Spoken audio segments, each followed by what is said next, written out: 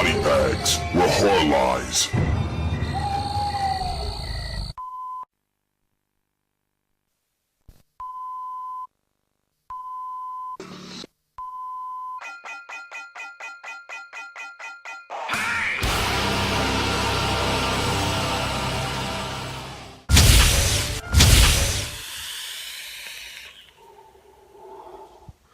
All right, it is week 146 here on the Bodybags channel. It's Saturday. I'm Dave, OUTSIDER365, and welcome to what's going to be my last video, my last review for the Bodybags channel. Yeah, I've just got some time constraints that coming up in the next few weeks and months and stuff. It's going to be difficult for me to do weekly videos and stuff, so I thought now is as good a time as any to kind of step aside and let somebody else come in and take the Saturday slot. So before I do my last review, before I get to this sucker, I want to send a bunch of shout outs. Yeah, there's going to be quite a few of them. First of all, I want to thank everybody that is a subscriber or a viewer of the Bodybags channel. We've grown it up. There's so many subscribers now that it's really fucking cool and really appreciated by all the hosts and everything. So thank you to everyone that keeps viewing and tuning in and subscribing. It's fucking awesome.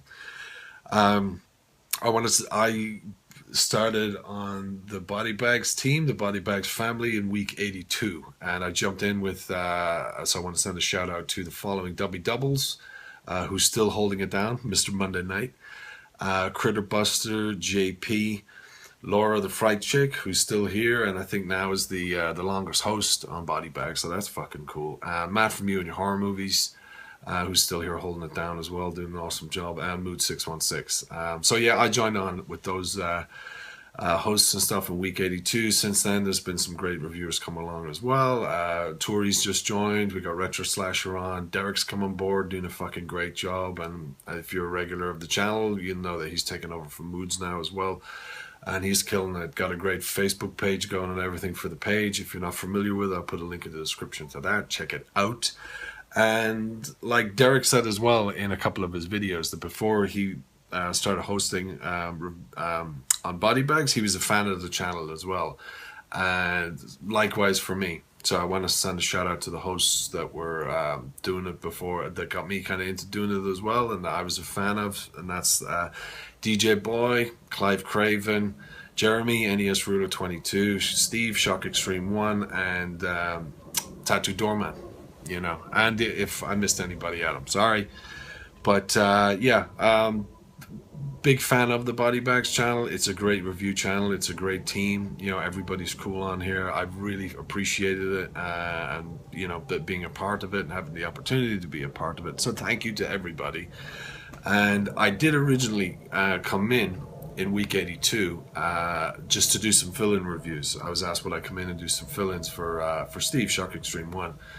On the Saturdays, because he was taking a break for a while. So you know, just to come in for a few weeks. I've been on for 64 weeks, including tonight's video. That'll be 57 I've done. So I've missed 7, but I've done okay for a fill-in guy. I think so. Maybe not. Yeah, well, anyway. Okay, so on with the review after all that. So the movie I'm going to talk about tonight is from 2006, is produced, directed, written by Rolf Kensky. I'm saying it fucking wrong, but it is called Nightmare Man, and I have it as part of the 8 Films to Die For the After Dark Horror Fest. I'm a big fan of the 8 Films to Die For and the After Dark Horror Fest and stuff. I've done a bunch of the movies, particularly on Bodybags in reviews and stuff. Love them all and stuff. But what is the story of this one? After receiving a mysterious mask, Ellen Morris believes that she was attacked by an evil being she calls the Nightmare Man. Her husband, Bill, believes she's crazy. On their way to a mental hospital, their car breaks down and Bill goes to get gas, leaving Ellen alone when Nightmare Man appears. Ellen takes off into the woods, unsure whether she is hallucinating or not. She stumbles upon a cabin filled with friends who unknowingly become the prey the moment Ellen steps inside. 2006. Directed by, I think he's a New York director, Rolf Kensky, but he's done a bunch of other horrors and stuff. He's done Sorority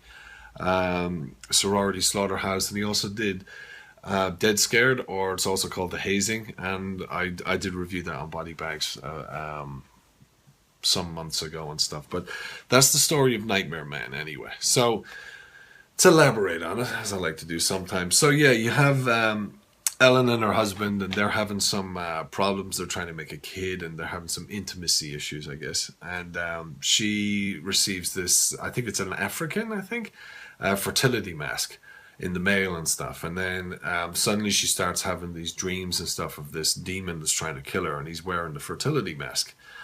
And she's calling him the Nightmare Man, and she's on medication that helps her not see the Nightmare Man and all this. So yeah, the husband's driving her out to this mental hospital where he's perfectly happy to check her in because it's all for her own good. And the car runs out of gas and it breaks down. And he's like going to go off and get help, and he leaves her all alone. And then she's in the car and she's hearing all these noises and everything. And then the Nightmare Man is in the car and bursts in and starts attacking her and chasing her, and she's running through the woods.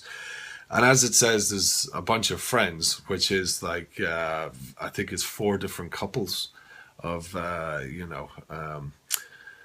usual in a cabin, 4 horny youngsters, led by Tiffany Shepis, are, hanging out, drinking, playing Truth or Dare and all this in the cabin. And she stumbles in on top of them, and then they kind of half believe her, and then they do start believing her later as body counts start happening and the Nightmare Man starts attacking them as well. So then they're trying to kind of defend her and themselves from the Nightmare Man and get in touch with the police and her husband. And then she keeps kind of freaking out Ellen and helping them and not helping them, and because she doesn't have her pills. And that's the gist of the movie anyway. So overall kind of thoughts and opinions on this. I did like the movie, the cast in it are okay.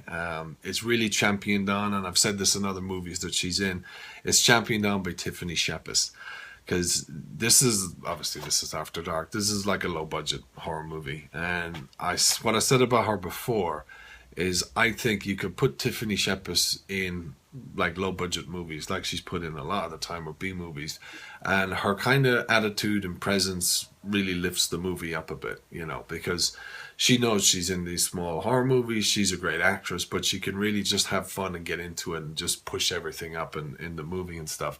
And also she does her usual stuff, showing loads of TNA to keep her fans happy and all that stuff. And there's plenty of kind of bits of nudity and TNA in this movie. The effects wise and all that stuff is okay. It's not too bad, for low budget. And Tiffany Shepis's character is cool. She's like the ass kicking badass with a crossbow and a shotgun and the one liners and all this stuff, and fighting and fist fights and all this stuff. She's a tough girl in this movie. The rest of the cast are okay. They do a reasonable job. The script isn't that particularly brilliant. There's some really kind of cheesy, dodgy lines in this that are kind of just, they're bad attempts at comedy, and maybe a straighter line might have been better, in my opinion, rather than just going for the kind of comedic one-liners all the time, because there was a decent enough story kind of built up. It didn't really need them as regularly as they appear in it. But other than that, they do a pretty good job. Anything else in it? I do like Rolf, the director and stuff. The other stuff I've seen in him, he does take a different approach to the movies he does, whereas watching the stuff he does, he knows it's low budget, but he tries to make it really good and interesting, and the camera work is pretty well done. The cuts are good, considering it is, as I said, low budget and all that stuff. I think he does a good job as a director. A lot of people don't like this movie. I discussed this movie with people. A lot of people don't like it. They think it's lame, and it's boring, and it takes ages to get anything going, and there's too much time in between kills. But I don't. I think it's a good movie. I mean, it's a bit of kind of fun. If you're in the mood for just a fun horror with I wouldn't say tons of, but a little bit of TNA, a bit of horror nudity in it, some decent slash kills, a demon chasing the woman. Is it a demon, or is she hallucinating? Is it the pills? Is she crazy? I won't spoil it, but if you're in the mood for watching something like that, yeah, I'd recommend Nightmare Man. It's a good movie. I liked it. It's fun. I'd give it a thumb up. Yeah. And anything I'm leaving out of it? No, it's a good watch. This particular one, the After Dark one, has got tons of extras on it that are quite kind of cool as well and decent worth watching. So that's my review of Nightmare Man.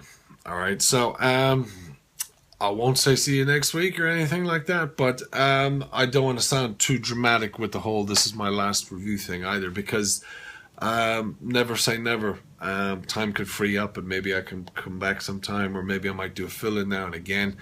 Who knows, you know. Never say never, as they say.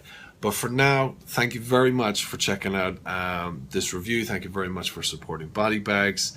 Link in the description to my own channel if you want to go over there and check it out. Occasionally I do some stuff, but make sure you subscribe to the Bodybags channel and share the channel. Check out the Facebook page and all that.